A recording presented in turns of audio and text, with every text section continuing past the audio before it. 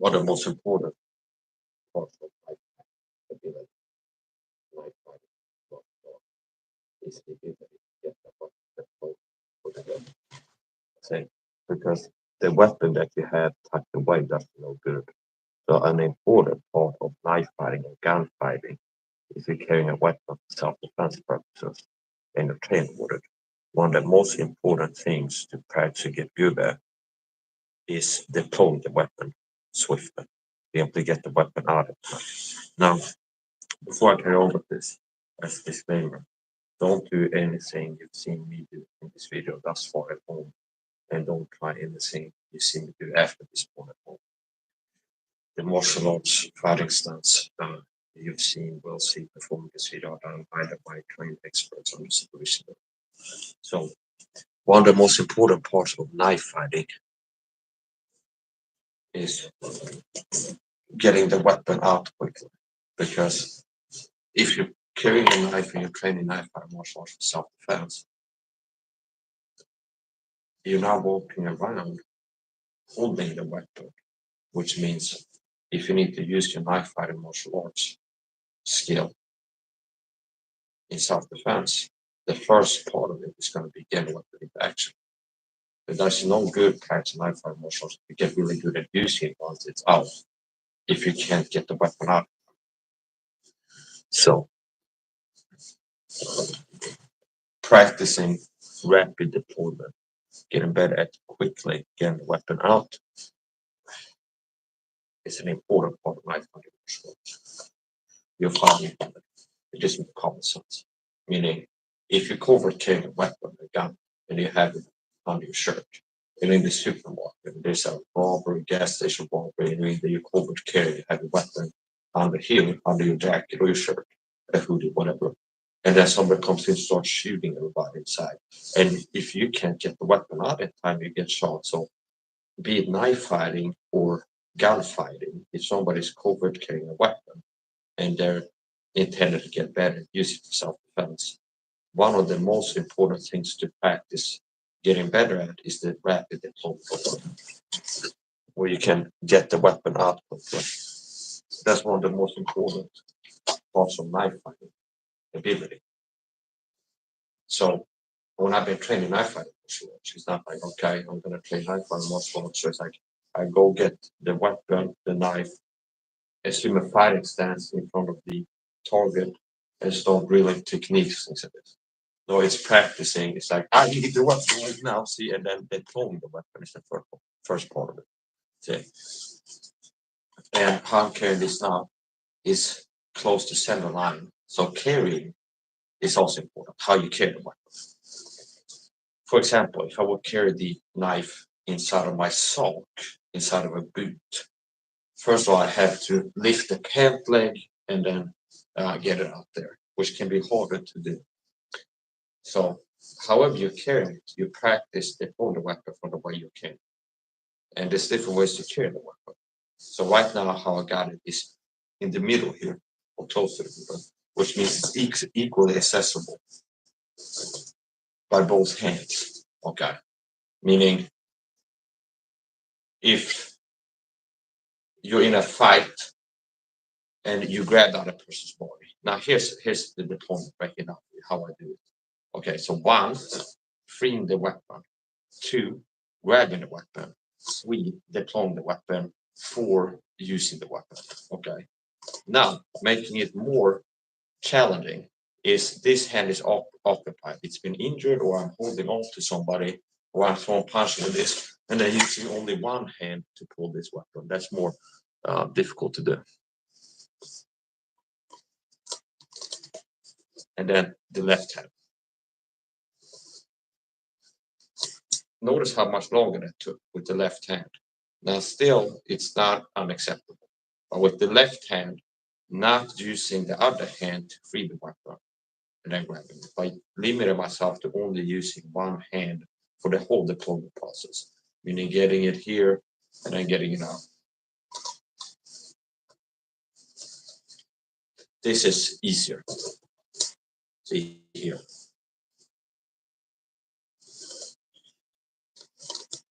Depending on how you deploy it, break it down the normal way of deployment.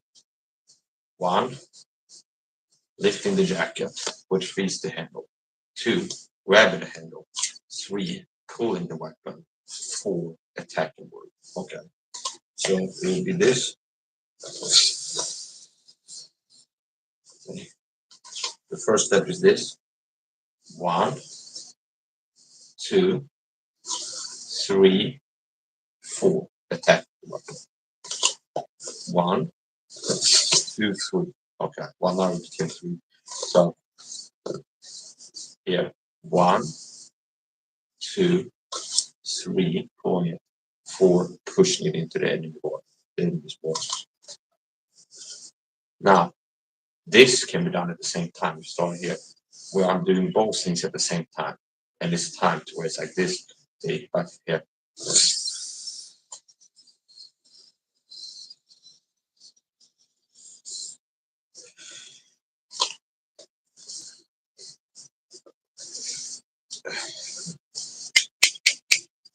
I like these glasses, they're pretty good. It prevents me. Well, okay. It's like this can make a difference if I move the weapon. But I won't poke my eye. It's not going to poke my eye. See? So, 1.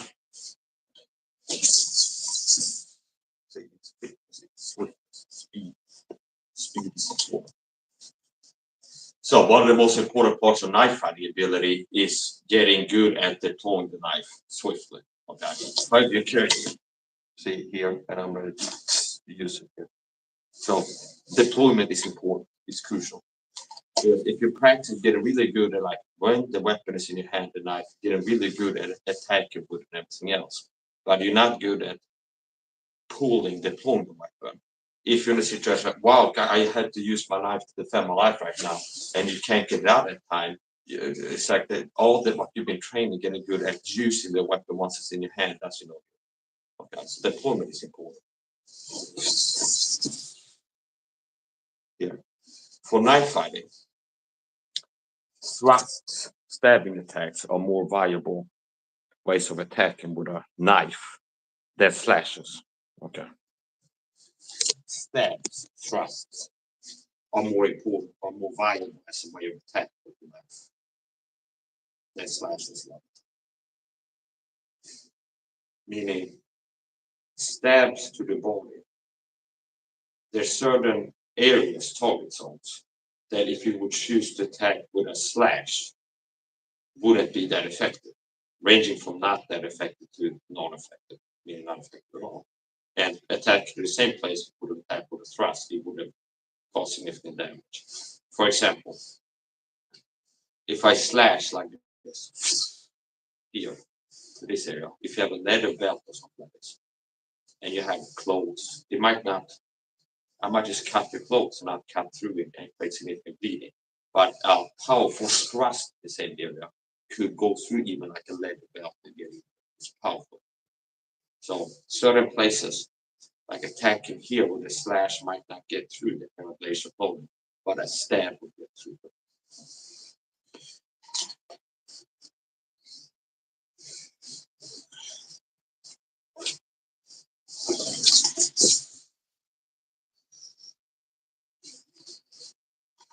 And this is also not concealing the opponent.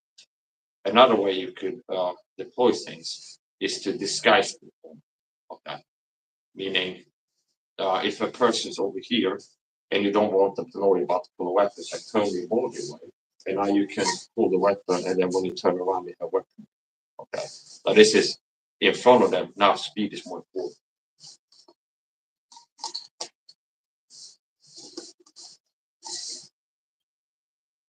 I have this whip here.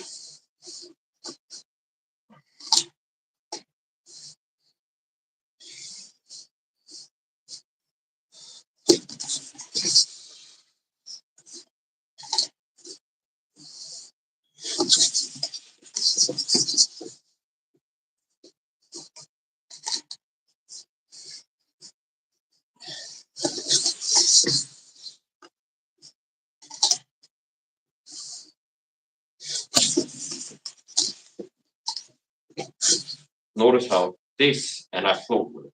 Sometimes things like this can happen, where I was intending to pull a weapon, and I pulled the whole system. I pulled the sheath too, which added a second step of deployment, and flow with it. Same thing has happened sometimes, where I grab it, or like I drop the knife, and then I flow with it because there's something that can happen in real life. Like you lose the weapon, it's on the ground, and then get it quickly, and then get back to attack.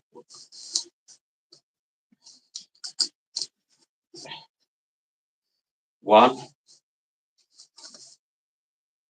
2, 3. Okay, and the fourth step is attack mode. 1, 2, 3, 4. 1, 2, 3, 4. The fourth step, the way I'm counting it, dividing this, is the attack. But there's 3 steps of deployment, and the fourth step is attack. So first step of deployment, 1. Second, 2, grab a weapon. Pulling, 3, pushing it into the body, 4.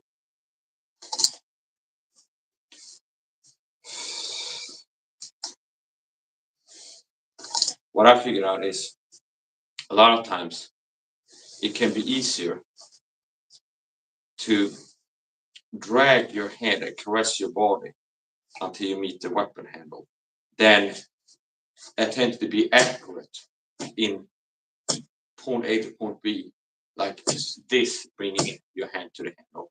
Sometimes it can be easier to like trace your body like this until you hit the weapon. Like here, for example, we saw the exposed here, rather than going like this,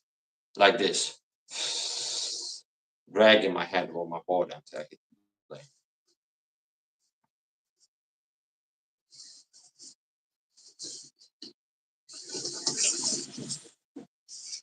Then I'm using this grip now.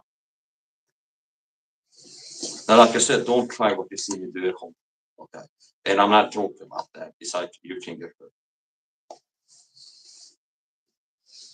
And let's try a different carry method now. Here. So a lot of times when I'm walk around like at home, I'm over carrying because I'm at home and it's not legal to carry a weapon. And it's just me at home. Not, okay. So for example,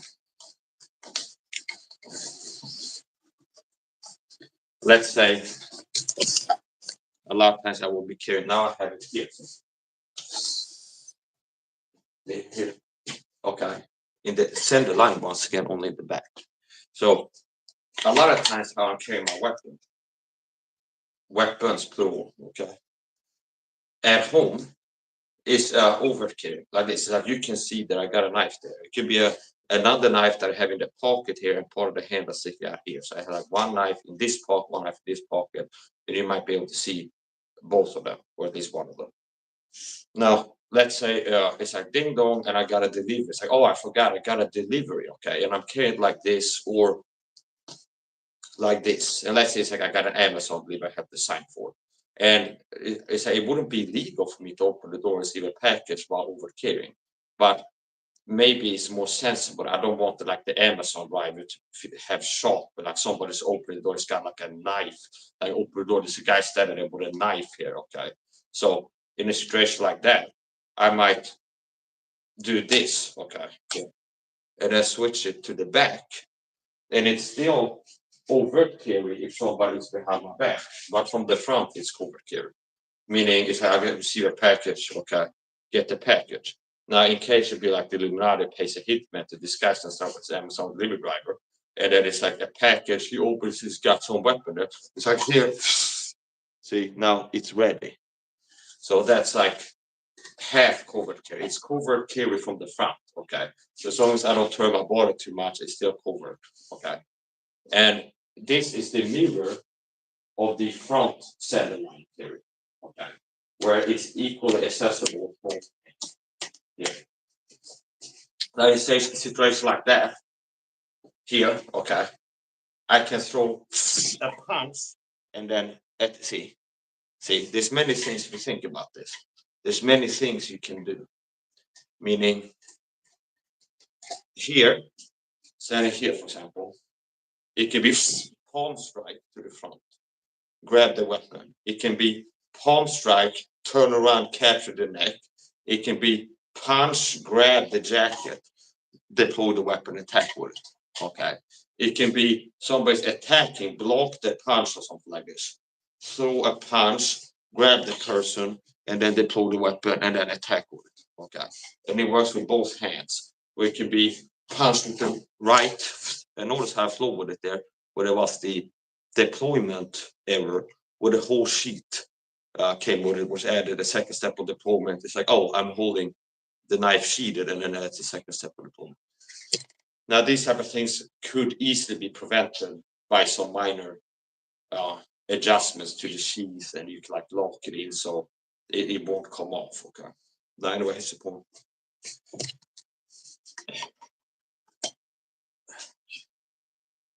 Here.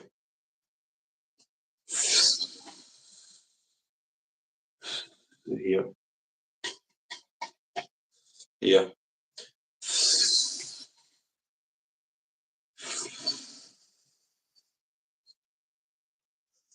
This Mora kniv.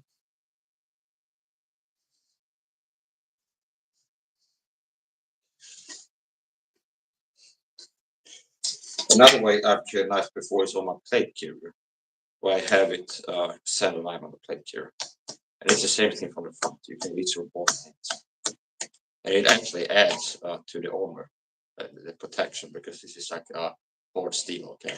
So it has like okay, now it doesn't make the armor worse at stopping bullets. It actually makes it better. If you hit it in one spot. So yeah, don't try anything you see me do this with at home.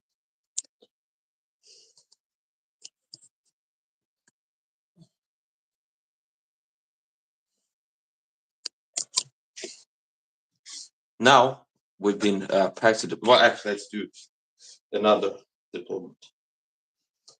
Here, see, in the pocket, compact fixed blade knives are my favorite. Those are my favorite for EDC, at home EDC. So you could call it AEDC, well, AHEDC, at home EDC. That depends on where you're living, what's legal, what's not. So in Sweden, you're not allowed to leave your home with a weapon on. You're not allowed to be in public with a weapon. But at home, it's fully legal. So at home EDC. Like this, and if I wanted to take it from over to covert carry, you could do this here. Okay. And see, it's the same thing once again. It's removing whatever is the clothing layer that's covering the handle and then pulling it. So here, here. And this is in the way now. So these are little details that you can streamline and grease up the deployment process by paying attention to little details. Like, for example, these things not being there, how high up it is. In general, the higher up you have it, the further you have to pull the jacket and the further you have to get your hand up there. Okay, so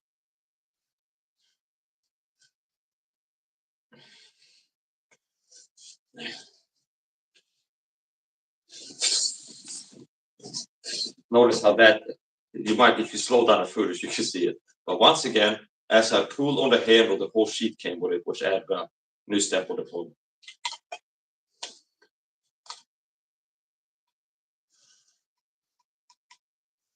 Now,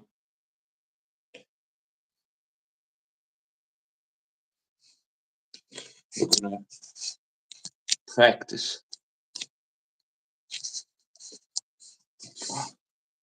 hitting something.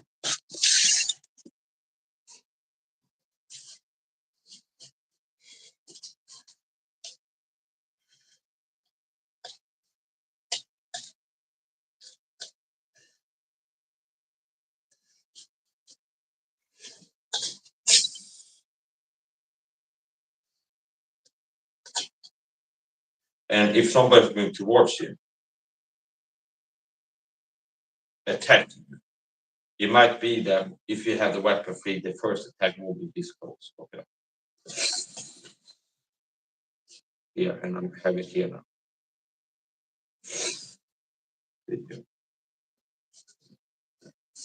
Now I practice post-deployment weapon utilization. Weapon after have successful deployment.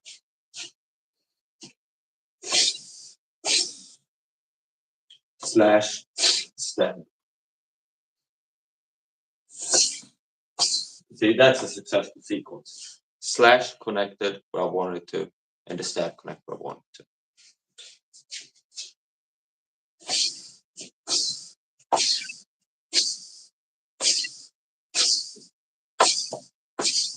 There you go. I had 2 misses. Hits. So notice the 1-2 slash stab combo I've been talking about. Now, some of my past training and teaching streams are privatized and they might come up later on.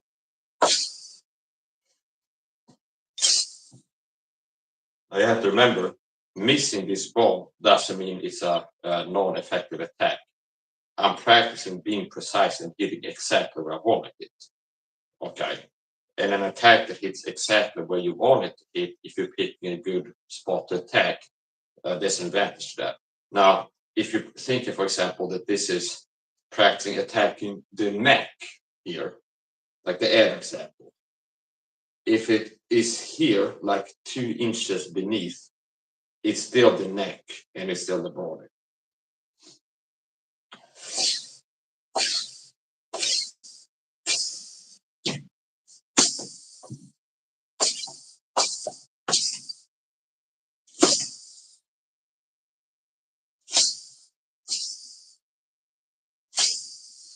Here's another thing on the top of the knife handle. And this is like a basic. So there's some basics, okay? Talk about some basics. So a basic is grips. Learning good grips, okay? Here's a grip. I call this the basic. Okay? Here, with the thumb at the back of the blade. If it's not a dagger, okay? If it's a dagger, it will be the hammer grip. But thumb at the back and just like this. Not hammer fisting it. With a knife like this, the thumb at the back. Now this can be augmented by sliding down and have the thumb on the handle and the pinky at the bottom, which gives more resistance for thrusting attacks if you hit bone or something that offers sudden intense resistance. An inversion of this is this here. This is the inverted grip with the thumb at the bottom and not this. With the thumb at the bottom, stabbing into things that offer sudden resistance like the skull bone or anything that's bone, okay? This is a better grip. What is advantage? Having a good grip. You're transferring more energy, which translates to more penetration power. Understand? The hardest attack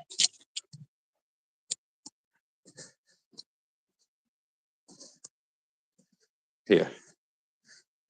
This grip is not good. Well, it's not the best. So if I do this, see, it can slide down.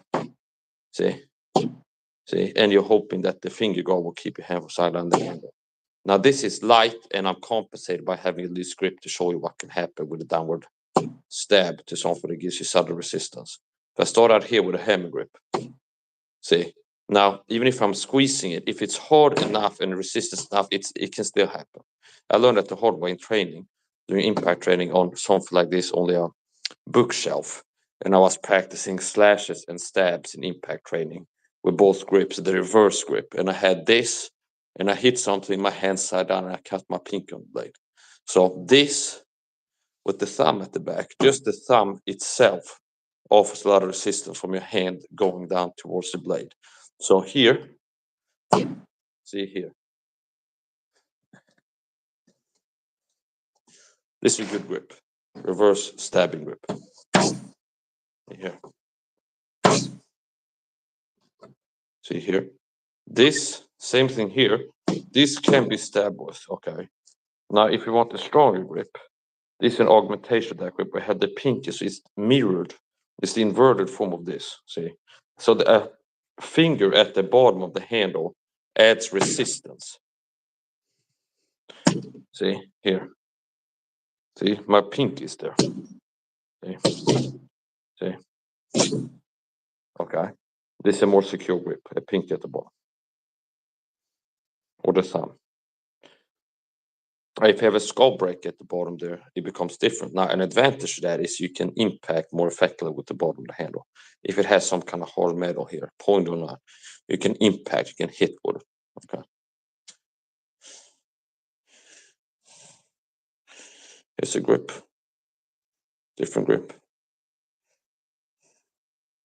This grip. I call this punch cutting. Look at this. See here. See there. I'm punching the blade into what I'm trying to hit with this grip.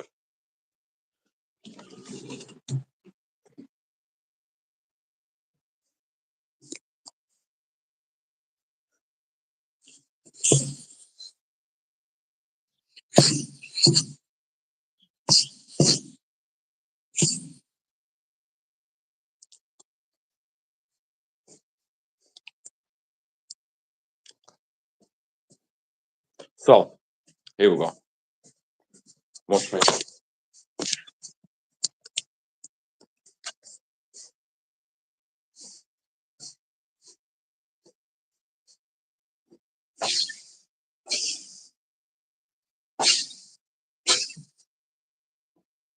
Here, a lot of this is intercepting, cutting up a guard, which is intercepting quick.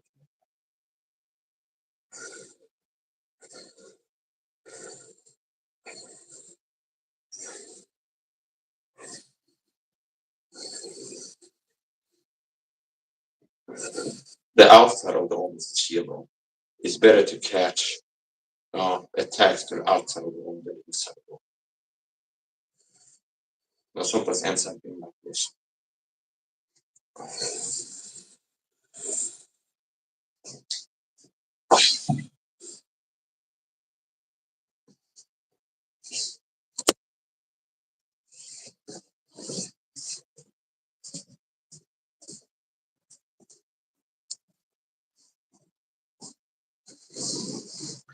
I like, I'm into knife for the most part.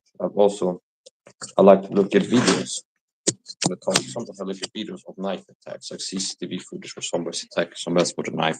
And you can look at it, like what works, what doesn't. Here's a video that I looked at a few times. Here. Locked with a knife attacker, 6 martial arts experts, UFC fighter. So these aren't average Joes. These are high-level athletic, strong, fast, hard, trained people versus a knife attacker. And this is interesting to me. And we're going to look at this.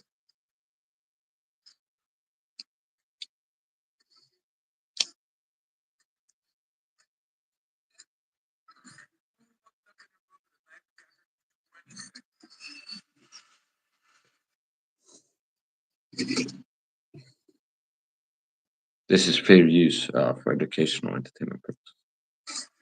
Section 107, protected. Use copyright. It's highly transformative in nature.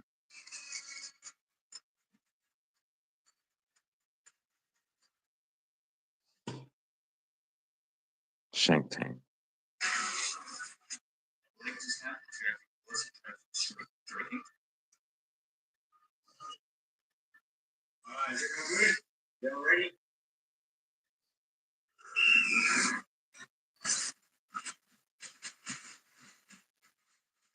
Then here they have a counter. How many times the guy being cut or stabbed before? Okay, so every time this adds like this sound effect, that means the person was stabbed or slashed.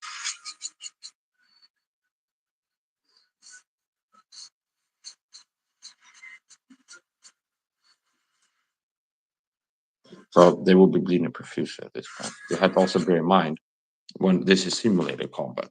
So it's like they're counting the impacts. Okay, it's like, well, he connected with a stab here, connected with a smash here, connected with a stab here. If you think about the effects of these, it's like point fighting versus actual fighting. It's like touching. Okay, it's like, well, he connected with the blade to the neck, to the stomach, in a real world fighting, they had to bear in mind what the effect of these attacks will be. Meaning, being stabbed or slashed to the neck is like here it's just a thing that adds to the screen. He got slashed. Now, in real life, there'd be blood squirting out of his neck, and he'd be very quickly losing his athletic ability. Okay, meaning the blood oxygenates the brain, so he'd be getting slower and weaker and slippery, and as things like this, you get weaker. So obviously, it's different. There's a difference between it's like touching somebody with a fake knife and hitting with a real knife. That's not good. Okay, there. So you got a mount. Okay, there. Knife fighting ground and pound.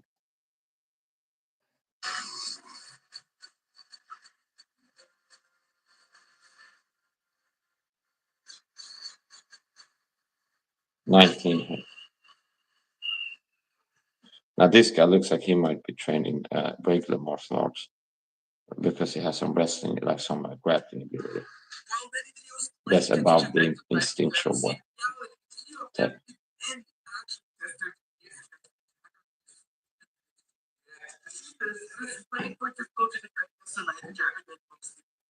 Yeah, but so you want to be careful with people that give you false sense of security.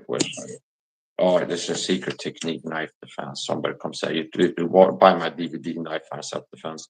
100%, you don't have to worry about someone coming after you with a knife. It's like a secret technique.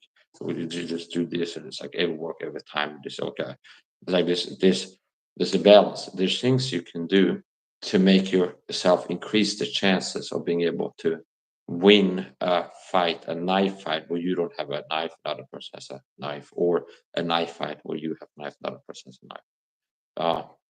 But it takes training, commitment, sacrifice. Understand? It's not like you can watch a video of somebody doing something once and be like, oh, I know the move now. Okay, it's like you have to sacrifice. It's like you have to. This here's another thing too, where most people are not ever going to get to a level where they're super dangerous fighting. Okay, because it takes discipline and it takes sacrifice. Meaning, if you're a lot of people, if they will get into, they will gas out after 20 seconds. A lot of people, like if they start moving the body intensely after like 20, 30 seconds, they gas out. I mean, they lose energy. They don't have the cord or the stamina, the gas tank for sustained combat, sustained engagement. Means like they get tired of gas out. Okay. Which the difference between an average guy and a pro martial artist combat athlete, where a boxer can be doing this for 10 minutes, okay? Like bursts of activity, bounce around a little bit, another burst of activity. He can do that for 10 minutes, whereas the average Joe is like 20 seconds. He's like, he can't do that. Okay. So the boxer lives his life, sacrifice certain things, drinking frequently, eating junk food, he exercises. He lives his life in a way that makes him able to perform at a high level. So it's not just like the technique and the knowledge, it's living your life in a way, like a warrior, that makes you stronger and better able to fight. Okay. It's not just the technique. If you're looking at doing the technique, it's zooming out and looking at how you live your life on a day-to-day basis. Okay, in between training and in between whatever else you do. Instead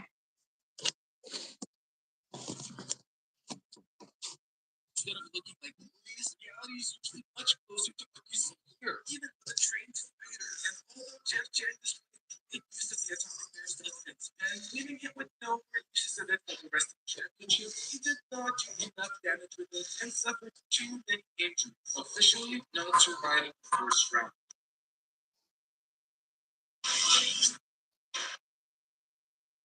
Despite doing a great job at using the guard again, unfortunately, at the very beginning of the round, Jordan's funeral party, which would lead to a person getting out very quickly unless given medical attention, resulting in Jordan losing the second round.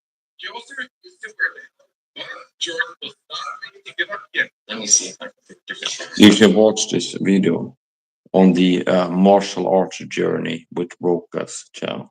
You can watch a video in high definition without breaks and commentary.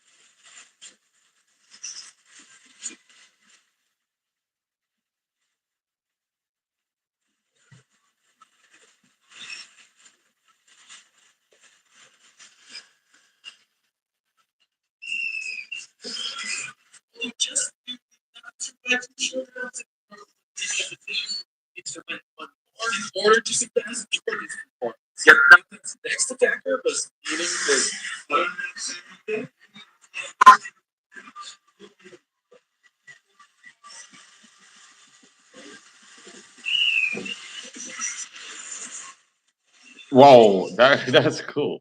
He's using that Matrix fighting move style. Well, that was awesome. Okay, I like this. I like what both of them did. It's high level movements on both sides. Here we go. Need to watch it again. Here, okay. So he charges in. This guy throws something at him. He wall steps. Okay. This guy's like charging up a spinning roundhouse kick or whatever it's called. It's a kick. See here. It slides off, and notice where the knife is here. The knife is here. It's about to hit home on the thing. Here. Neck face. Okay. It's next to the neck face here. And there. And now it's. Oh. Okay. Yeah.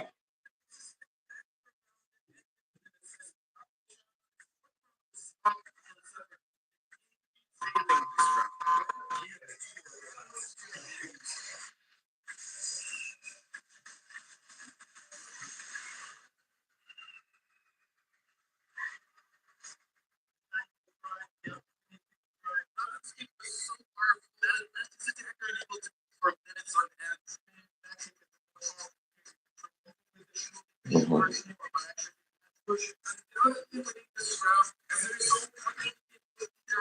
Yeah, this is interesting.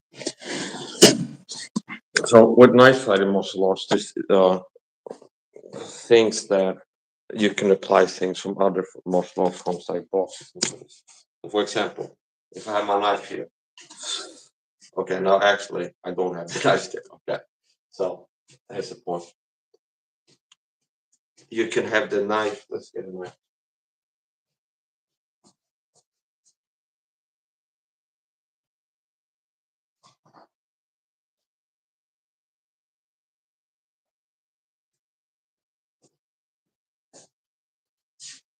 here.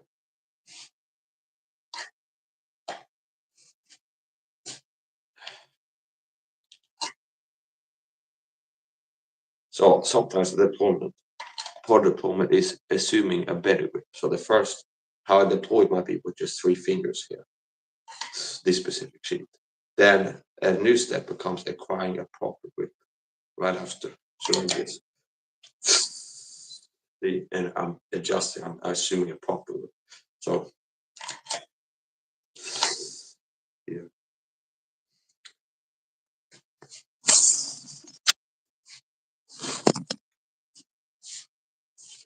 This not only shields my eyes from the annoying light, but it also makes it less likely I end up hurting myself. Like the ball hits my eye, I will end up moving the sort of way. So here's the point. Here's the goal for life fight. Here too, where I'm protecting my shin from punches and other things. From here I can punch. This here is ready to attack. See here or here. See here. Now obviously it's kind of more dangerous to move towards my head from this area than on. With reverse grip, I can have this here, for example. This is a goal. Yeah. And anything you move towards me, that's another thing about knife fighting martial arts practice. Now, part of the people don't understand martial arts. It's like they in the 90s Kung Fu movies, which like 12 or watch a Kung Fu movie. And there's some guy, it's like an old white-haired guy who has this all the technique. It's like this is secret technique that you can kick everybody's ass. Fighting fitness is important. How strong are you? How fast are you? How fast can you move? Okay, and certain things take training to be more rational. Meaning, for example, I practice where somebody throwing a stab at me, and I sweep the hand. Meaning, I'm looking at the person that have a knife. They throw a stab at me. I sweep the hand and then move in and counter something like this, or they throw something else. So this type of stuff is more. You need there's more a need to do training for being able to pull something like that off. Like if you see a video of it's like I can demonstrate it to you. Like here's something you can do. You can stab somebody from here, for example, see, from the hip, right here. here, for example, or here, or from here, that here. Now, if you're doing that with me, and I see it coming, you can sweep the arm as it's moved towards you out of the way. Okay, you have a chance to do that. When something's coming at you, and you sweep the knife arm out of the way, make it miss, and then you finish your opponent with striking techniques, whatever you got. Now, this type of stuff is something that's not realistic to think that I can't be able to pull it off if you never practice for it. The certain things that goes into having it more realistic that could pull some of that off. It's sparring and training and drilling and practicing like somebody throwing a training knife at you and then succeeding in making it not hit you. And then drilling that in different ways and practicing that. And then also obviously how fast your reflexes are. So if you're slow and your reflexes are slow, it's like that's not good. So it's like your reflexes, your athleticism, and training the specific thing. Meaning training something coming at you, figure out a technique that this can work to get an arm holding something move towards me pretty fast, out of the way, you're not being hit by it, and then really practice. So.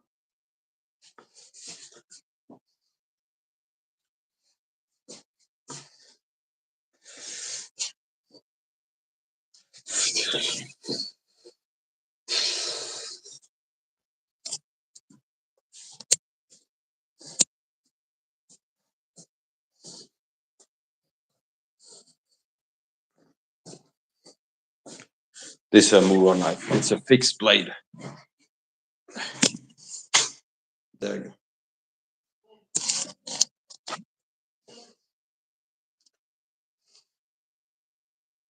And stabs, like I said, are more functional, more effective a lot of times than slashes. If you're gonna attack on a person with a knife, a lot of times stabs, it's better to pick a stab than a slash. Now, how I've been training combos and attack sequences, it's slash stab. So a lot of times I lead in with a slash and then follow up with stabs.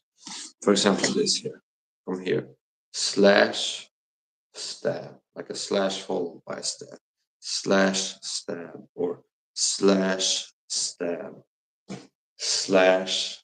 Okay, slash can be another slash and then a stab. Slash stab combos.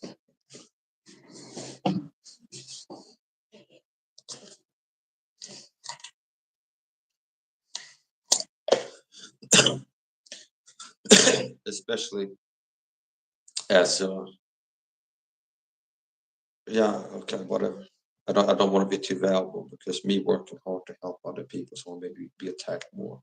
So why am I going to put in the effort to try to be helpful with my commentary and teach things for free? When no matter how friendly and kind I am, it just makes people attack me more. Okay, but typically you share things freely, people just attack you more. So it's like, fuck you, you wouldn't survive a knife fight, pussy. Maybe I changed the title to the video to the okay. Fuck you, you wouldn't survive a knife fight, something like this. Watch this video to improve your chances, something like this. Okay. So yeah, it's another thing. The bad guy has the initiative. So if you're in a supermarket and you're covered a knife or a gun and somebody comes in there, it's like, oh, they have the initiative, you reacting to their actions. That's the important part too. Because you're in the supermarket or gas station. Somebody walks in attacking people with a weapon. You can't walk around in a supermarket or gas station with a weapon. Obviously, it's like you can't when you go to the gas station or supermarket legally without breaking the law. You can't walk around with a gun at the ready as you're doing a grocery shopping or to the supermarket. You can't walk into a gas station with a gun and be like, I just got this for self-defense in case somebody comes in and rob me. So don't worry about it. But it's like, I'm ready to use it. So it's like, oh, this is okay, I can get somebody. No. And if in the corner, so if knife or a gun, you can't like obviously walk around with a weapon in your hand in public around other people because that would justify them using deadly force against you.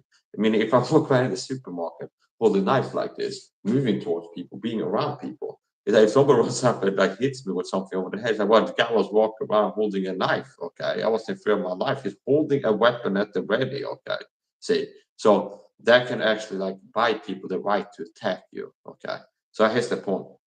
Obviously, if you're covert carrying and then another person suddenly pulls a weapon on it, you are reacting to their action. So that's also why it's important to practice being fast with the opponent. Being fast with the opponent.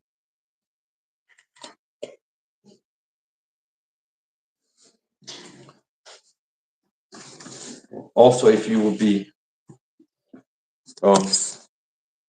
okay, if in certain cases just you carry a weapon over the map, it's like, why would this person bring a weapon? Okay, that might give somebody the right to attack you too. Like, why the hell? Like, why would somebody bring a weapon, be armed in this situation? So you have to be aware of this type of stuff. That like how you carry the weapon, uh, why, and things like this, and abide by local laws regarding self-defense, use of force, and weapons. I mean, I don't recommend people to wear weapons anywhere it's not legal to, which is why I don't have knives on when I'm out in public. So anyway, here's my Mora kniv.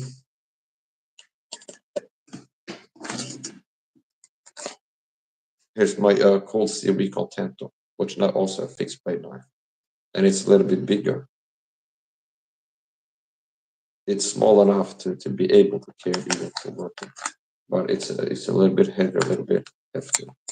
So it's a good knife. I like it. Cold steel recall Tento.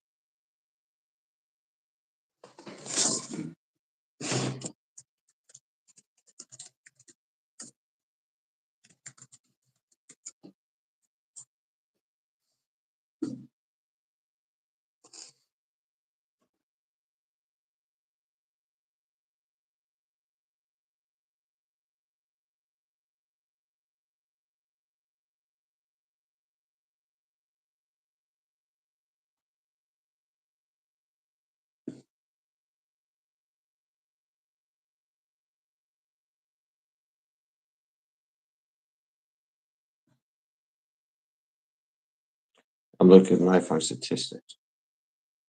Last year, 244 people in England were tragically died after being assaulted with a knife.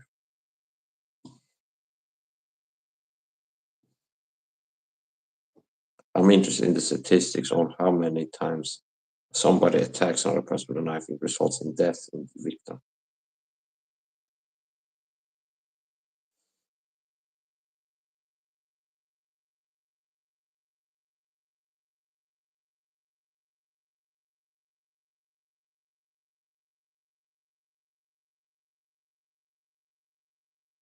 And here's some statistics.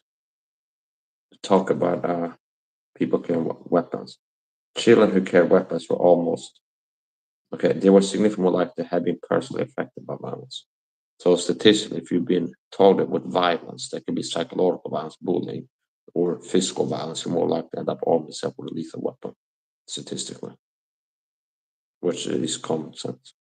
The majority had actually used a weapon to threaten or hurt someone.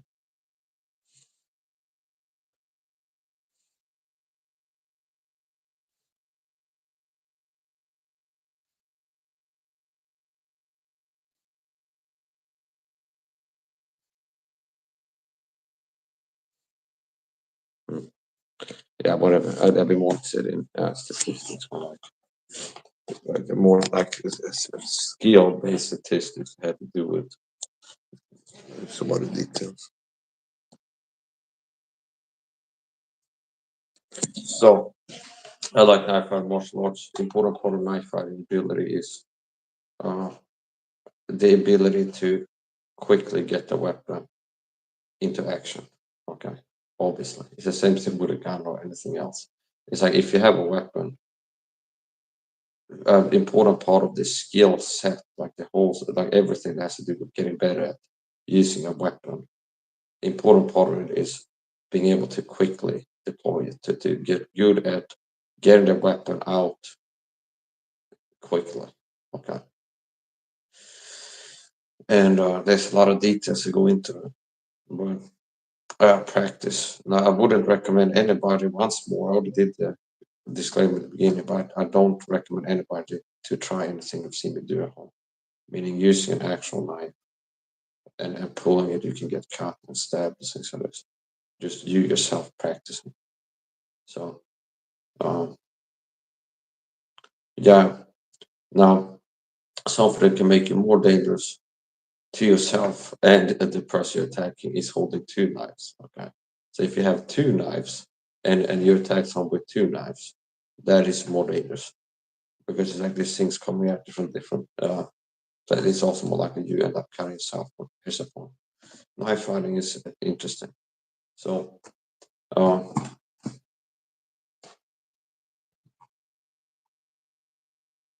I've seen videos of people of some CCTV videos analyzing of like gas station, people in public being attacked with a weapon, and things like this.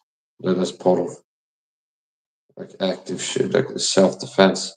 If you're looking at, if you're interested in home defense or working better at home defense, maybe look at videos like home invasions and you learn from it. So that's gonna be the end of the video, and don't try anything you've seen me do at home.